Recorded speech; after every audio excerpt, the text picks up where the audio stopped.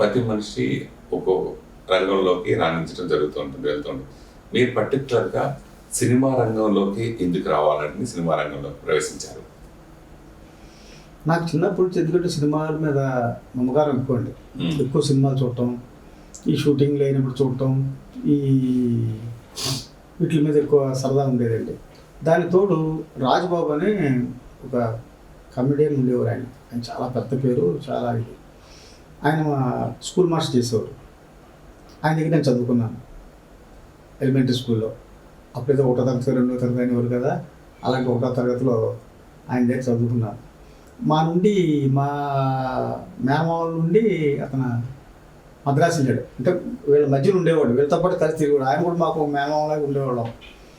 ఆయన వెళ్తుంటే ఆయన వైభవం చూడడానికి మేము వెళ్ళేవాళ్ళం. మమ్మల్ని బాగా ఆదరించేవాడు. అప్పటికే టాప్లోకి వెళ్ళాడు ఆయన. చూసేవాడిని షూటింగ్ గారు ఆయన చేయడం అని మర్యాద, ఇది ఎప్పుడైనా మనకు జరగాలి, ఇది మనకు జరగాలి అనేది మనసులో నాటుకుపోయింది. ఈ సినిమా ఫీల్డ్కి రావాలి. అప్పుడు చిన్న వయసు అది బాగా 17 years 16 years అలా ఉంటాయి. అప్పటి నుంచి బాగా నాటుకుంది. ఆ తర్వాత మా ఊరికి వెళ్ళి ఆ డిస్ట్రిబ్యూటర్ గారి సినిమాలు, పాత సినిమాలను కొని ఆ థియేటర్స్లో ఒక వారం 5 రోజులు 4 రోజులు గ్యాప్ ఉంటే అద్దె తీసుకుని ఆ సినిమా చేయటం ఇట్లా అంచెలంచెలుగా ఒక డబ్బింగ్ సినిమా చేసే స్థాయికి ఎదిగాను. అక్కడి నుంచి పెద్ద సినిమాలు వచ్చినాయి. ఇంకా అదృష్టం కలిసి వచ్చిందండి, అన్ని రకాలుగా కలిసి వచ్చింది. అంతే. రాజ్బాబు బాగా ఎంకరేజ్ చేసేవారండి. రాజ్బాబు బాగా ఎంకరేజ్ చేసేట అప్పటికే రాజ్బాబు గారు కొంచెం ఫాల్ స్టార్ట్ అయింది. అది కాకపోతే ఎంకరేజ్ చేశాడు. శారద గారిని ఫస్ట్ ఆయనే మాట్లాడి పెట్టాడు. మంగళగౌరిలో ఆయన కూడా యాక్ట్ చేశారు. నా దగ్గర రెమ్యునరేషన్ కూడా తీసుకోలేదు, ఎంకరేజ్ చేశాడు. కానీ ఆయన ఉంటే నా వైభవంలో ఆయన లేకుండా పోయాడు. ఉంటే బాగుండని ఈ రోజు కూడా నాకు అనిపిస్తుంటుంది. అయ్యో నేను పెద్దవాడు అవ్వాలి, మంచి సినిమా తీయాలి, ప్రొడ్యూసర్ అవ్వాలి కోరుకున్నాడు. ఆయన చూస్తుంటే కనీసం 2 సినిమాలన్నా చూస్తుంటే బాగుండేది అని చెప్పేసి ఆ వెళ్తే ఇప్పటికి కూడా ఉన్నాను. నాకు స్వతహా మీరు సోమబాబు గారు అభిమాని, దాని తగ్గట్టుగానే ఆయనతోటే మీరు ఎక్కువ సినిమాలు చేశారు. సో సోమబాబు గారి దగ్గర నుంచి మీరు నేర్చుకున్నది ఏంటి? సోమబాబు గారి దగ్గర నేర్చుకునే దానికంటే కొంచెం మా ఇద్దరి మనస్తత్వాలు ఒకలాగా ఉంటాయండి, కొంచెం కలిసి. అది తర్వాత డిసిప్లిన్ అన్నీ మామూలుగా కదా. ఇంకా ఆయనతో రెగ్యులర్గా సినిమాలు చేశానంటే డెఫినెట్గా అన్నీ మంచి అలవాట్లే ఉంటాయి. టైంకి ఇంటికి వెళ్ళిపోవడం, చేయటం. 6 తర్వాత మేము కూడా షూటింగ్ చేసేవాళ్ళం కాదు, చేసేవాళ్ళం కాదు. తప్పదు, నైట్లు ఏమైనా ఉంటే కొంచెం చేసేవాళ్ళం. కానీ అయిపోయిన తర్వాత ఆయనతో పాటే మేము సర్దుకొని వెళ్ళిపోవడం, అలా సిస్టమేటిక్గా అలవాటు పడ్డామండి. ఆయన ఏదైనా లాభాలు వచ్చినప్పుడు ఎక్కువ మనం భూమి మీద పెట్టమని చాలా మంది సలహాలు ఇస్తూ ఉండేవారు. అది నిజంగా చాలా మందికి ఉపయోగపడేది. సో అలా ఆ రకంగా మీరు ఆయన చెప్పిన సలహాలు మీరు ఏదైనా పాటించి అలా మీరు మీ కెరీర్ లో సేవ్ చేసుకున్నది అంతా అంటే? లేదు, చెప్పేవారు కానీ, అందరికి చెప్పేవారు కానీ, నాకు చెప్పేవారు కానీ నేను అంత సంపాదించలేదండి. అంత డబ్బులు సంపాదించలేదు, ఎప్పుడు సంపాదించలేదు. పేరు అంటే సంపాదించాను. రాజమూర్తి అంటే పెద్ద పేరు వచ్చింది, సక్సెస్ని బట్టి దాన్ని బట్టి. నేను డబ్బుగా ఎక్కువ సంపాదించలేదు. ఎందుకు సంపాదించలేదు అంటే నేను తీసే ప్రతి సినిమా బయ్యర్స్ కొనుక్కునేవారు. వాళ్ళ శ్రేయస్ కూడా నేను ఆలోచించేవాడిని.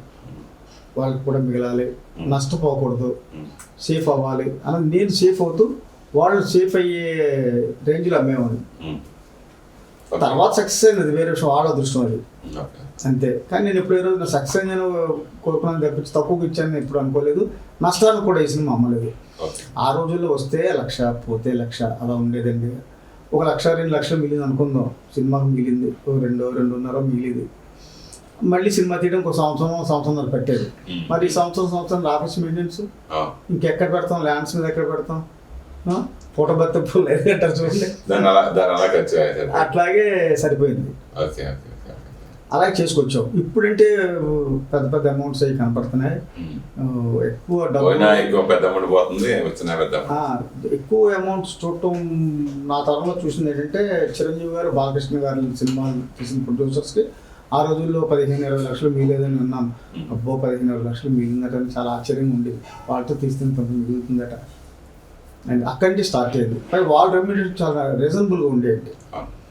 ఎందువల్లంటే వాళ్ళు మార్కెట్ తగ్గ రెమ్యూనరేషన్ తీసుకోలేదు ఎప్పుడు. వాళ్ళు ఒక రేంజ్లో తీసుకున్నారు అంతే, దాని నుంచి పెంచలేదు. తర్వాత మరి ఏం జరిగింది మనకు తెలియదు. కానీ నాకు తెలిసినంత మాత్రం వాళ్ళిద్దరూ చాలా సంవత్సరాలు ఒకలాగే ఉండేదండి. ఎందుకు మీరు సక్సెస్ఫుల్ సినిమా తీసి మంచి ప్యాషన్ ఉన్న నిర్మాతగా పేరు తెచ్చుని అలా అక్కడ హీరోలతో ఎందుకు కంటిన్యూ చేయలేకపోయారు మిగతా హీరోలతో కూడా? అంటే నేను ఆ రోజు అడిగితే ఎవరిని ఇచ్చేవాడు. ఉమ్, నాకున్న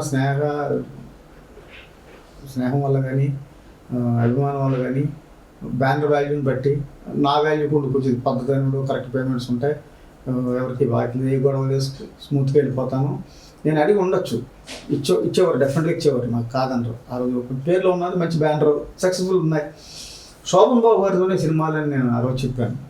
శోభన్ బాబుతో తప్పించింది కాబట్టి సినిమా తినండి ఓ అనౌన్స్ చేసి అన్నాను. శోభన్ బాబుతో ఉన్నంత అలాగే శోభన్ బాబుతోనే సినిమాలు చేశాను నేను. అది ఆ తర్వాత కూడా రాజేంద్ర ప్రసాద్ తీసిన ఆయన చెప్పి ఇంక తీసుకొని నువ్వు బయట సినిమాలు చూసుకొని చెప్పాడు ఆయన.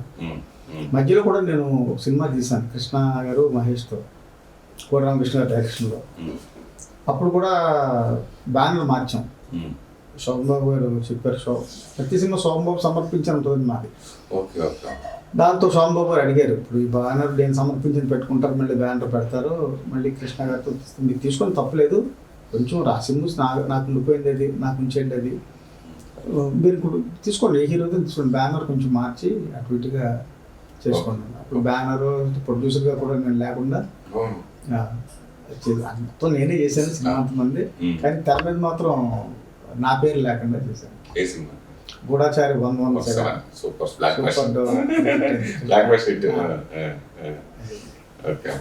ఆ తర్వాత కూడా కృష్ణ గారితో నేను సినిమా చేయవలసింది అడిగినా కృష్ణ గారు ఇచ్చేవారు.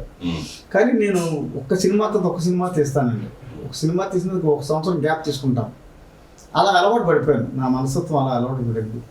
వరుసగా 2-3 బుక్ చేసి అది ఇది హడావుడు ఎప్పుడు పడలేదు. సత్యమూర్తి గారితో మీకున్న అనుబంధం గురించి? సత్యమూర్తి మా ఊరు పక్కపక్క ఊర్లేండి. సత్యమూర్తితో పరిచయం పెట్టి నేను మంగళగిరిని సినిమా మురళీమోహన్ గారితో చేస్తున్న టైంలో మా ఊర్లోనే షూటింగ్లో పెట్టాం. అప్పుడు సత్యమూర్తి చిన్న లోనా ఉండేది ఆయనకి, వేసుకుని అలాంటి సినిమా సరదా ఉండేది. నా దగ్గరికి వచ్చేవాడు, వచ్చి కూర్చునేవాడు, ఆయన తెలుసుకునేవాడు ఏంటనేది, సినిమా పరిచయాలు అది ఇది నా ద్వారా కొన్ని జరిగింది. ఆ తర్వాత ఆయన మెడ్రాస్ వచ్చి మురారికి ఏదో కథ చెప్పడం జరిగింది. అది మురారి గారు వద్దనుకున్నారు ఆ కథని. అది నాయుడు గారికి నచ్చి దేవత అనే సినిమా తీసేది. ఆ కథ బేస్ తీసుకొని సశాంత్ గారి టైటిల్ పెట్టితే ఆ సినిమా బాగా ఆడింది, బాగా ఆడింది. ఆ టైంలోనే ఒక రచయితగా కోదండరామ్ రెడ్డి గారికి సత్యమూర్తి గారికి ఒక అనుబంధం ఉంది, పరిచయాలు ఉన్నాయి బాగా. ఆ పరిచయంలో సత్యమూర్తి చెప్పాడు, ఇలా మా ఫ్రెండ్ నరసింహరావు సినిమా చేస్తా అంటున్నాడు, మీరు సినిమా చేయాలండి, మా ఫ్రెండ్ నరసింహరావు చేయాలంటే ఓకే అన్నాడు కోదండరామ్ గారు. ఓకే అంటే వెంటనే కోదండరామ్ గారికి అడ్వాన్స్ ఇస్తాను అనుకున్న తర్వాత చిన్న సినిమా చేద్దాం, ఏదైనా చంద్రమోహన్ ఎవరిని పెట్టి చిన్న సినిమా చేద్దాం అని అనుకున్నాం. ఈయన అన్నాడు కోదండరామ్ గారు, అంత బాగా పెద్ద సినిమా చేద్దాం, ఈ శోభబాబుతో చేయొచ్చు కదా మీరు అన్నారు. శోభబాబు గారు మనకి ఎక్కడ దొరుకుతారండి, మనకి ఎందుకు ఇస్తారండి, ట్రై చేయండి. సరే, నా పాత పరిచయాలు ఉన్నాయి, శోభబాబు ఫ్యాన్గా వెళ్ళి రావడంలో ఇలా సినిమా చేస్తానండి అన్నాను. నవ్వి ఊరుకున్నాడు ఆయన, చూద్దాం చేద్దాం. అలా తిప్పి తర్వాత ఇలా జరిగింది చెప్పానుగా, అలా జరిగింది. దేవి చిన్నోడు, మేము బుజ్జి అంటాం మేము, చిన్నోడు. అప్పుడు ఇక్కడికి వచ్చేయాలని సత్యమూర్తి ప్లాన్ చేశాడు ఫ్యామిలీతో. ఎరా ఊరెవరు అనుకుంటే స్నేహితులుగా మారాం మేము ఇద్దరం. ఎరా మరి ఇక్కడికి వద్దాం అనుకుంటున్నాను, ఏంటో అని అడిగి వచ్చారు. నువ్వు వచ్చి అక్కడ ఉండి ఏం చేయలు, ఇక్కడికి వచ్చి నువ్వు రైటర్గా స్థిరపడాలంటే సినిమా సూపర్ హిట్ అయింది, నువ్వెవరో తెలిసిపోయింది, నువ్వు కథ ఇచ్చిన సినిమా దేవత హిట్ అయింది, పరిచయాలు బాగా పెరిగి, నువ్వు ఎక్కువ ఉంటాం బెటర్ అంటే, సార్ ఇల్లు ఒకటి చూస్తే మేము ఫ్యామిలీ తీసుకుని వచ్చేస్తాను అని చెప్పారు. సరే, జయ అపార్ట్మెంట్స్ అని బోగ్ రోడ్లో చెన్నైలో ఒక ఇల్లు చూసింది. సత్యమూర్తి మాట్లాడి ఫ్యామిలీని తెచ్చామని నేను చెప్పాను, ఇంకా చాలామంది చెప్పారు, నాకు అప్పుడు ఇంకా చాలామంది చెప్పారు. అతను కూడా తెచ్చేసి ఉద్దేశం ఉంది, దానివల్ల ఫ్యామిలీతో వచ్చేసారు. అప్పటి నుంచి దేవి చిన్న పిల్లలు, అప్పటి నుంచి అంకులు పిల్లలు అందరూ నా కళ్ళ ముందు పెరిగిన వాళ్ళే. బాగా నేను వాడిని అనేవాడిని చిన్నప్పుడు, అంటే సరదా జోక్లేండి. జోక్ అంటే ఇప్పుడు మా పిక్చర్లో డైలాగ్ ఉంది, రావణంగి గారి మురళీమోహన్ని రాధికని దెప్పి పొడుస్తారు, అట్లాంటిది అదే డైలాగ్ వీడి దగ్గర ఉపయోగించండి బ్రై, నువ్వు చాలా పెద్ద పేరు తెచ్చుకోవాలి, నువ్వు అంత గొప్పవాడు అయిపోవాలిరా అనేవాడు ఆయన.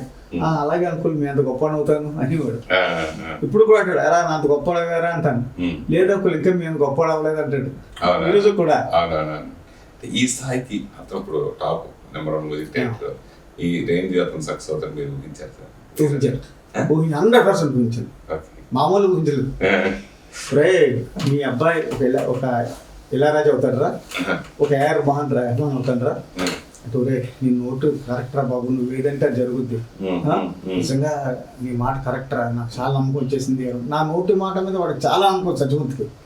వీడు ఒక AR రెహమాన్, వీడు ఒక ఇళయరాజా అంతేరా వీడు అనేవాడు. వాడికి వెళ్ళి గిటార్ కావాలన్నాడు, కొనేవరా కొంచెం గిటార్ అది చూడు అని అనేవాడు. మా ఇద్దరం మాట్లాడుకున్నప్పుడు. ఇప్పుడు కూడా నేను ఉరేనే పిలుస్తాను, ఎరా నువ్వు గొప్పవాడు అవ్వాలరా అని అనుకో, ఇంకా మీ అంత గొప్పవాడు అవ్వలేదు అనుకో. ఎక్కడ వచ్చి కనిపించినా కూడా అతను స్థాయిలో ఉండి వచ్చి కాళ్ళ నమస్కారం పెట్టుకుంటాడు, అది వాడి గొప్పతనం. ఈ రోజు కూడానండి ఎంతమంది ఉన్నారండి వాళ్ళు మాట్లాడేవాళ్ళు లేరు. ఆ పిల్లోడు వాళ్ళ నాన్న స్నేహాన్ని మొదటి నుంచి గుర్తుపెట్టుకొని ఇవాళ పెద్దరికాన్ని గౌరవించి అతను నమస్కరించడం గొప్ప విషయం కదండి.